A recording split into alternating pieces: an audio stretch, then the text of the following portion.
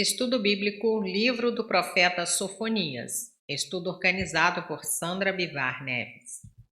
Referências bibliográficas: Bíblia de Estudo Genebra e site Viver e Crer, Estudo de Sofonias 1, 2 e 3. Introdução. Autor: a linhagem de Sofonias remonta à quarta geração, o que é bastante singular na literatura profética. Isso pode significar que o Ezequias, 715 a 686 a.C., mencionado na quarta geração, seja o bem conhecido rei de Judá. O nome Sofonias, que significava Yahvé esconde, é o mesmo de um sacerdote contemporâneo a Jeremias, capítulo 21, verso 1 e 29 e 25, e de outras pessoas do Antigo Testamento, Zacarias 6, versos 10 e 14. Apesar do profeta utilizar um vocabulário sacerdotal em diversos pontos, capítulo 1, versos 4 a 5 e 7 a 9, capítulo 3, versos 4 e 18, não há evidências conclusivas que indiquem ter sido Sofonias oficialmente ligado ao templo. Data e ocasião. Sofonias pregou em Judá nas últimas décadas, antes da queda desse povo aos babilônios. As referências no início do seu livro identificam o tempo das suas profecias, pois fez seu trabalho durante o reinado de Josias, rei de Judá, de 640 até 609 a.C., capítulo 1, verso 1. Contudo, há algumas dúvidas quanto ao seu ministério profético ter sido realizado em período anterior ou posterior à grande reforma do culto nacional realizada por Josias em 621 a.C. Se o seu ministério data do período inicial do reinado de Josias, então ele cooperou na realização das reformas de Josias, uma vez que os pecados atacados por ele, capítulo 1, versos 4 a 6, foram os mesmos abolidos pela reforma de Josias, segundo Reis 23, verso 4, segundo Crônicas 34, versos 1 a 7. Características e temas. A mensagem de Sofonias é curta, objetiva e forte. O ponto central de sua mensagem é o dia do Senhor, em que um inimigo estrangeiro, a espada do castigo do Senhor, capítulo 2, verso 12, e Isaías 10, 5, infligiria grande destruição sobre Jerusalém, capítulo 1, verso 4, 10 a 11 e 2, verso 1. Ele usa a linguagem que tem um tom de castigo final e universal para descrever o fim do mundo como os judeus o conheciam. Um tema menos óbvio, mas que é mencionado em todo o livro de Sofonias, é o reconhecimento por parte do profeta da importância da aliança do Senhor com seu povo. Embora Sofonias nunca use a palavra aliança, algumas passagens ecoam detalhes de encontros e provisões da aliança ocorridos anteriormente. Certamente os lamentos contra Judá refletem a ira do Senhor contra aqueles que negligenciam as obrigações da aliança. Apesar dessa linguagem no capítulo 1, o último capítulo do livro deixa claro que teria uma restauração de sobreviventes. Sofonias considera o juízo como um agente transformador do mundo, reunindo as obras de todos os povos, tanto boas quanto más, sob o exame minucioso de Deus. A natureza restauradora da ira de Deus é indicada pela mudança de tom de suas ameaças, em capítulo 1, versos 2 e 3. Consumirei todas as coisas, para a esperança expressa em capítulo 3, versos 14 a 17. A terminologia do profeta indica ainda o conhecimento das mensagens de seus predecessores, conforme vemos em capítulo 1, verso 7, e Abacuque 2, verso 20, 1, versos 14 e 15, e Joel 1, verso 15, 1, verso 7, e Isaías 34, 6. Propósito: conclamar o povo de Judá e de Jerusalém ao arrependimento em face da invasão babilônica, bem como a esperança numa grande restauração após o tempo de destruição e exílio. Verdades fundamentais. 1. Deus usou os babilônios para disciplinar severamente Judá e muitas outras nações por causa dos seus pecados. 2. Buscar humildemente a Deus provê esperança de proteção contra o mal. 3. A destruição de outras nações redundaria um dia em benefício para Israel.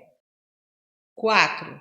Deus purificará gentios e judeus e lhes concederá bênçãos grandiosas depois que o julgamento estiver terminado. Sofonias 1. O dia da ira do Senhor contra Judá e Jerusalém. Este capítulo prediz a destruição de Jerusalém devido à sua rebeldia, especialmente à idolatria. Versos 1 a 6. Ameaças contra Judá e Jerusalém. Deus levantou vários profetas para transmitir sua palavra. O profeta no Antigo Testamento não falava dele mesmo. Ele era usado pelo Espírito Santo de Deus. A mensagem de Sofonias fala sobre o juízo de Deus em geral. Uma parte sobre a nação de Judá, o reino do sul, e a outra sobre o juízo final de Deus sobre a terra e sobre toda a humanidade. A nação de Judá se prostrava diante de outros deuses em idolatria, se esquecendo da aliança feita com o Senhor, um único Deus verdadeiro, não deuses que não podia lhes salvar. Era iminente o juízo de Deus sobre Judá e sua capital, Jerusalém. Mergulhada em idolatria, fizeram como Israel e Samaria, seguindo a Baal, que os levou à destruição no ano de 722 a.C. Adoravam Milcom, ou Moloque, uma divindade dos amonitas, para o qual sacrificavam crianças. Judá deu as costas para Deus, que sempre com eles andava e guiava suas vidas. Resumindo, o profeta começa com uma proclamação do julgamento universal, versos 2 e 3, e rapidamente o particulariza contra Judá e Jerusalém, verso 4. 3 pecados específicos são denunciados: a idolatria, verso 4, o sincretismo, verso 5, e a indiferença religiosa, verso 6. Verso 3. Consumirei os homens. Ver Mateus 13, versos 41 e 42. O julgamento ainda por vir e é comparado àquele do dilúvio do Gênesis pelo uso das expressões homens e os animais e aves dos céus. Gênesis 6, 7 e 7, verso 23. Essa profecia será consumada no fim da história. Segunda Epístola de Pedro, capítulo 3, versos 3 a 7. Verso 4. Estenderei a mão. Esta expressão refere-se ao poder de Deus empregado contra os seus antagonistas. Capítulo 2, verso 13, Êxodo 3, 20, Deuteronômio 4, 34, Isaías 5, 25. Resto de Baal. Tudo aquilo que resta da adoração de Baal será destruído. Essa afirmação pode significar que uma renovação espiritual já está começando a acontecer e que a adoração a Baal já estava em declínio. Verso 5. Os que adoram o exército do céu.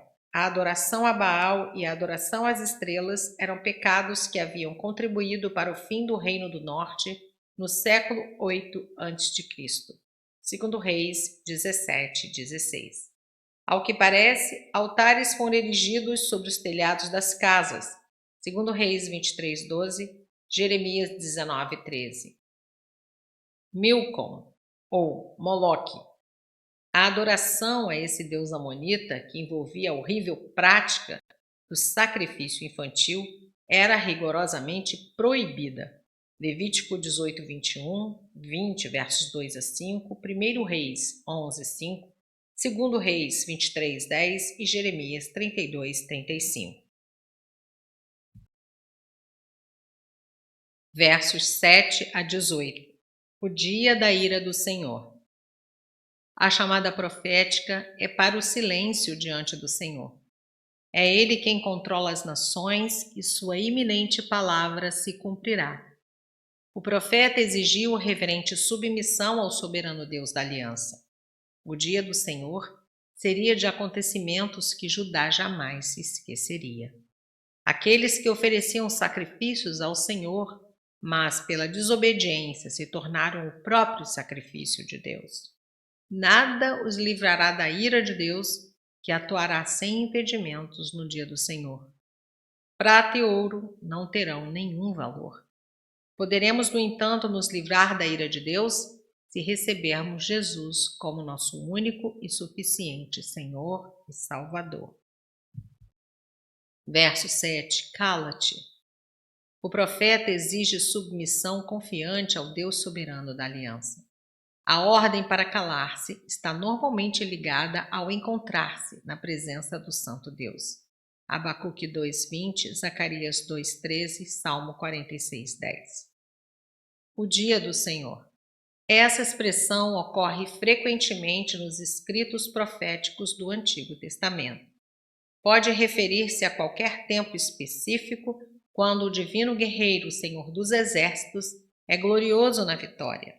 Contra a Babilônia através dos Medos, Isaías 13, versos 1 a 14, até o 27. Contra o Egito através dos babilônios, Ezequiel 30, versos 2 a 4, ou contra Israel através da Assíria, Isaías 10, versos 5 a 6 e 20 e 24. Esse dia da vingança do Senhor contra os ímpios é também descrito como o tempo da libertação de Israel, Isaías 34, verso 2 a 35, verso 10, quando o Senhor derrotará de forma decisiva toda a oposição a Israel. Capítulo 2, versos 2 e 9, 3, versos 8 a 20, Joel 3, versos 14 a 16. Este é também o dia do juízo final. Amós 5, versos 18 a 20.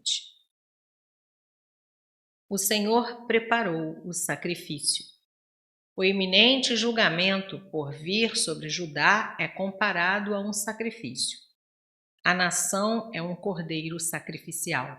Isaías 34, 6, Jeremias 46, 10, Ezequiel 39, versos 17 a 19. Santificou os seus convidados ou consagrou os seus convidados. Os convidados podem ser as nações que servem como instrumento divino de julgamento. Isaías 10, versos 5 a 10, Abacuque 1, verso 6. Também podemos entender que os convidados, o povo da aliança, são eles mesmos as ofertas de sacrifício. A consagração dos convidados é necessária para respeitar a santidade do Senhor. Êxodo 19, 10 e 24, versos 9 a 11. Verso 8. Oficiais. Os filhos do rei e outros oficiais reais. A sua falta de compromisso para com a aliança é evidenciada pela adoção de costumes e trajes estrangeiros, um sinal de deslealdade religiosa. Verso 9. Pedestal. O pedestal de um santuário pagão. É provável que uma prática religiosa dos filisteus estivesse sendo imitada. 1 Samuel 5, verso 5. Verso 11. Povo ou mercadores. Gritos de angústia surgem de todas as partes da cidade, retratando a extensão do mal e do julgamento. A classe mercantil mais rica é aqui enfocada por causa das suas práticas comerciais gananciosas e corruptas. Amós 8, versos 4 a 6. Verso 12. Esquadrinharei. Não há escapatória do exame divino. Salmo 139, Amós 9, versos 1 a 4. Apegados à borra do vinho. O profeta descreve o processo de fabricação do vinho.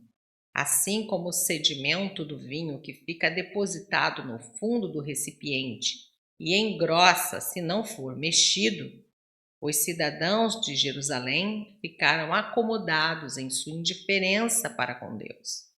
Por causa da sua total complacência em relação ao Senhor, eles consideram Deus como moralmente indiferente tanto ao bem como ao mal.